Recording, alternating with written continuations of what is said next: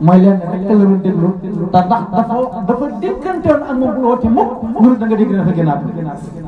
Jalla Mor gi dal di taxaw ne yaa naasu man araada Seexu Tijaani aw araada jaddoo Seydina Muhammad sallallahu alayhi wa sallam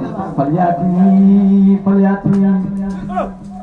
yaa ayyuhan naasu ay yéen nit ñi man araada Seexu Tijaani képp ku bëgg Seexu Tijaani aw araada jaddoo Seydina Muhammad sallallahu alayhi wa sallam wala nga bëgg maamam ñu Jalla sallallahu alayhi wa sallam kaay nga jaayante man kaay nga jaayante is annani xalifatu Tijaani mawhibatan amadana is annani xalifatu Tijaani mawhibatan amadana mu ne is annani bis ni ki tey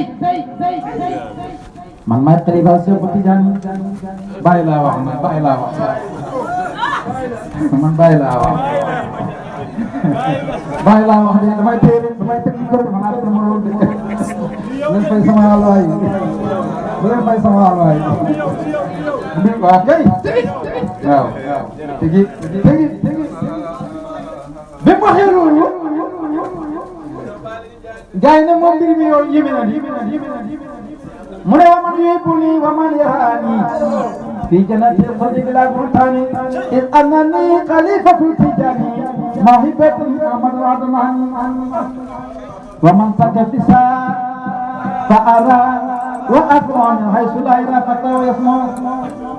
wa ma qultu qawli dawan huridatan wa habtu jami' al-faisina wallahi wa ma qultu qawli dawan huridatan wa habtu jami' al-faisina ma ko yàgg mu ne wa qultu qawli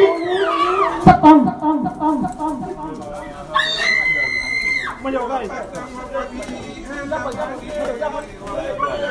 ya nasu man arada Seexu Tijaani aw arada jaddo Seydina Muhammad sallallahu alayhi wa sallam falyatini is annani khalifatu Tijaani mawhibatan amadana wa man yuhibbuni wa man yarani fi jannati al-khuldi bila buhtani wa man sakafisa fa ara wa asma min haythu la yara fata wa yasma وما قلت قولي دون اسم وانني لاكتم اسرا لا يبالي خيرا